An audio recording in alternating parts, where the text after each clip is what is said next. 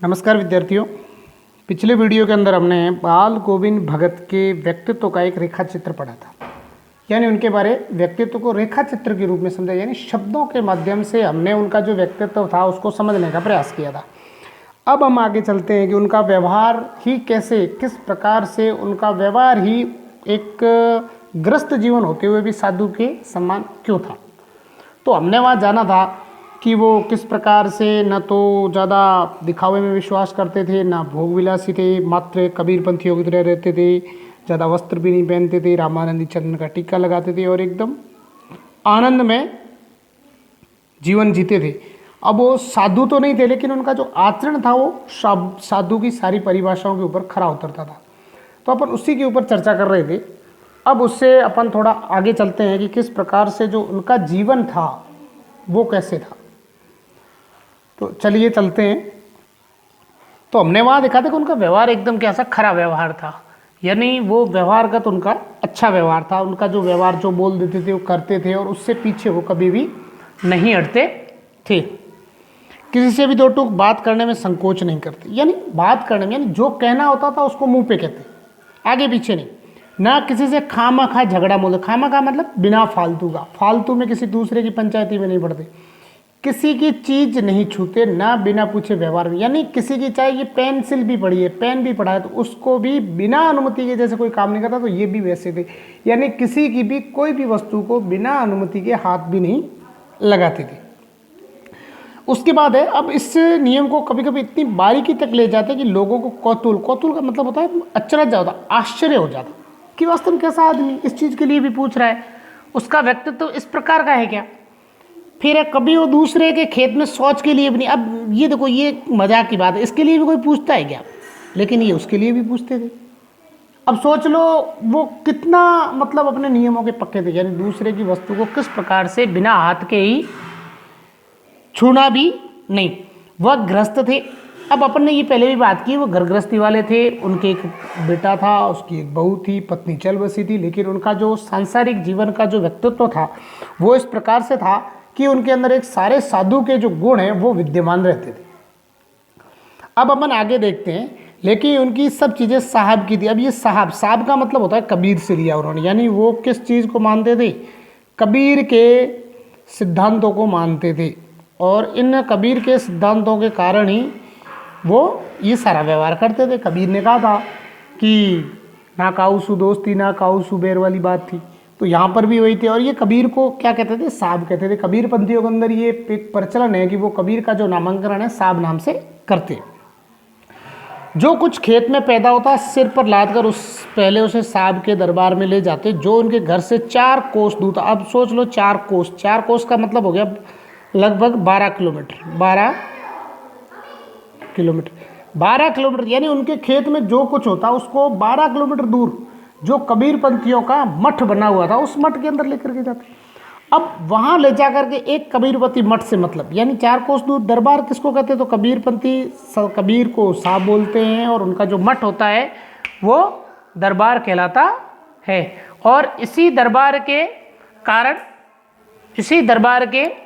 कारण वो उससे जुड़े हुए और अपनी जो फसल होती है उसको वो वहाँ लेकर के चले जाते हैं, और वहाँ दरबार में भेंट रूप रख लिया जाकर प्रसाद रूप में जो उन्हें मिलता उसे घर लाते और उसी से गुजारा चलता। अब जितनी वहाँ लेके जाते, वहाँ का जो भी पुजारी वगैरह बैठा हुआ, वहाँ का जो भी मठाधीश रहा होगा, वो उसमें से भेंट रूप का मतलब उपहार के रूप में, उपहार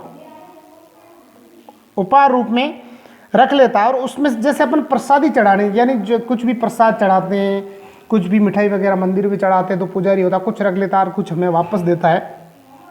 तो वैसे ही भेंट रूप में उस फसल में से कुछ तो वो मठ में रख लेते थे, और जो देते उसको प्रसाद मानकर, यानी कबीर द्वारा प्रदत्त मानकर उससे ले आते और उसी से अपना गुजारा चलाते। इन सबके ऊपर मैं तो मुग्ध था उनके मधुर गान पर। अब इनमें से एक बहुत अच्छी आदत ये थी, उनका जो कंठ था वो बहुत सुरीला था, वो बहुत मीठा गाते थे, जो सदा सर्वदा ही सुनने को मिलता था। सदा सर्वदा यानी हमेशा, रोजाना। कबीर के वे सीधे साधे पद जो उनको कंठ से निकलकर सजीव उड़ते, सीधे साधे पद, यानी कबीर ने बहुत सीधे साधे पद कहे, जैसे मंदिर काकर पाथर चुन करके मस्जिद ली, चुनाए ताव पर चढ़ मुल्ला भांग दे क्या बहरा हुआ खुदा है। ऐसे इसको गाना, कबीरा खड़ा बाजार में सबकी मांगे खैर, ना काउसू दोस्ती ना काउसू बैर। यानी उनके जो सहज पद थे उसको वो गा कर के यानी बहुत आनंदमयी तरीके से गाते थे। कबीरा ना मोल मणि का न जाने नाग जणी का, तो ऐसे जो पद होते थे उनको गा कर के सुनाते थे। और सजीव होने का मतलब है जब वो गाते थे तो ऐसे लगता था जैसे उनके कंठ से संगीत फूट रहा है। फिर उसके बाद है आषाढ़ की रिमझिम। आपने सुना होगा सावन, हमारे जो भारतीय महीने चैत वैशाख सावन भादो, तो ऐसे आषाढ़ महीना होता है उसकी रिमझिम, यानी आषाढ़ के अंदर रिमझिम, रिमझिम का मतलब बरसात।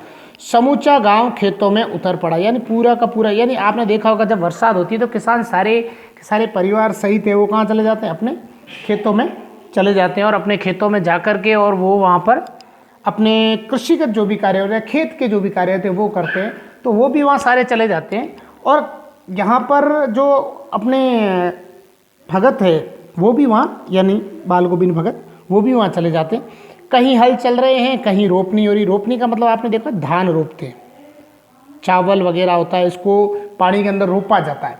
तो रोपनी का मतलब जैसे बरसात हो जाती है, खेतों में पानी भर जाता है, उसमें वो रोपते हैं। तो आपको ये अपन ने पहले बताइए किस क्षेत्र का चित्रण है, तो यूपी साइड के क्षेत्र का चित्रण है, यूपी बिहार के आसपास का। धान के पानी भरे खेतों में बच्चे उछल रहे हैं, और बच्चे आपने देखा होगा जहाँ भी पानी भरता है उसके अंदर खेलना शुरू कर देते हैं, तो वहाँ भी उछल रहे हैं। औरतें कलेवा लेकर, कलेवे का मतलब होता है सुबह का भोजन, क्या होता है, सुबह का भोजन लेकर, मेड़, मेड़ का मतलब होता है वो खेत के जो चारों तरफ, ऐसे ये खेत है, ये चारों तरफ जो इसकी मिट्टी की दीवार बनी होती है इसको मेड़ बोलते हैं, ये मेड़ होती है। तो इसके ऊपर वो अब जो भोजन लेकर के आ जाती है और इंतज़ार करती है कि सब आए और भोजन करें, क्योंकि वो सुबह से जल्दी आ जाते हैं, इसलिए जो उनके घर की औरतें होती है पीछे उनके भोजन लेकर के आती है। आसमान बादलों से घिरा है। अब पहले ही बताया कि रिमझिम बरसात हो रही, तो दिखती बात है बादल आसमान के अंदर होंगे तभी तो बरसात होगी। धूप का नाम नहीं है, तो धूप होने ही नहीं। ठंडी पुरवाई, पुरवाई का मतलब होता है मानसूनी हवा, या मानसूनी या फिर बरसाती हवा, बरसाती हवा जिसको पुरवाई, पुरवाई का मतलब पूर्व से चलने वाली हवा, ठीक है। वो ठंडी ठंडी, आपने देखा होगा बरसात से पहले की जो हवा आती है, बरसात के बाद जो हवा चलती है बहुत आनंद में ठंड चलती है, जो मन को ठंडक देती है, तन को ठंडक देती है, वैसी हवा चलती है। ऐसे ही समय आपके कानों में एक स्वर तरंग झनकार सी कर उठेगा। तरंग झनकार का मतलब होता है तार की तरह जो झनकार मार देता है, तार की तरह जो आवाज़ करता है। यह क्या है, यह कौन है, यह पूछना नहीं पड़ेगा। क्यों क्यों, क्योंकि ये है बाल गोविंद भगत। यानी कौन गा रहा है, ये गा रहा है बाल गोविंद भगत। बाल गोविंद भगत समूचा शरीर कीचड़ में लिथड़े हुए, समूचा शरीर कीचड़ में लिथड़े हुए, यानी पूरी तरह से कीचड़ के अंदर क्या है, पूरी तरह से कीचड़ के अंदर सने हुए। क्यों, क्योंकि वो धान की रोपाई कर रहे हैं, इसलिए पूरी तरह से वो कीचड़ के अंदर लिथड़े हुए का मतलब कीचड़ से सने हुए, पूरा शरीर है वो उनके कीचड़ से भरा हुआ है। अपने खेत में रोपनी कर रहे हैं, अब पानी से भरा हुआ है, उसके अंदर एक बार हाथ डाल रहे हैं, बाहर निकाल रहे हैं, आप देख तो फिर कीचड़ तो लगना ही है। उनकी अंगुली एक एक धान के पौधे को पंक्तिबद्ध खेत में बिठा रही। पंक्तिबद्ध यानी धान का जो एक एक पौधा है उसको ऐसे पंक्तिबद्ध, एक यहाँ एक यहाँ एक यहाँ एक यहाँ, ऐसे लाइन से बो रही है।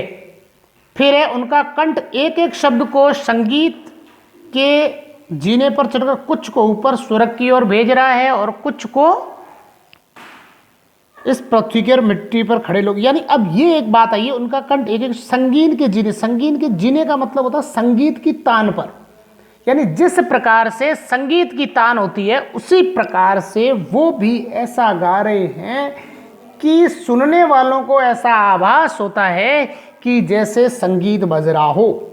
और कुछ यानी ये दो बातें कही है कि स्वर्ग की ओर भेज रहे हैं। स्वर्ग की ओर का मतलब ईश्वर भक्ति के लिए, किसके लिए, ईश्वर भक्ति के लिए। और पृथ्वी भी खड़ी, मिट्टी खड़े लोगों के लिए मतलब लोगों की आस्था के लिए। दो तरह से, यानी एक तो लोगों की आस्था भी उस गान के अंदर है, दूसरा बाल गोविंद भगत की मनोदशा क्या है, ईश्वर की भक्ति, यानी वो अपने कबीर की भक्ति करते हुए उसका गान है वो कर रहे हैं।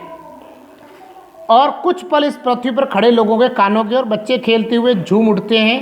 मेड पर खड़ी औरतों के होठ कांप उठते, क्यों? क्योंकि वो भी उनके साथ क्या कर जाती है, गुनगुनाना शुरू कर देती है। फिर वे गुनगुनाने लगती है, हलवाओं के पैर ताल से उठने लगते हैं। अब हलवाए हैं वो भी उसी के आनंद के, यानी जब वो उसमें हल चला रहे होते हैं तो उनके हल भी है उस गान से बड़े आनंद के साथ चलते हैं। रोपनी करने वालों की उंगलियां एक अजीब क्रम से चलने लगती हैं, यानी वो भी बड़े आनंद से, यानी उस गान के साथ ताल से ताल मिलाते हुए एक आनंद के साथ उसके अंदर रोपनी है वो कर रहे हैं।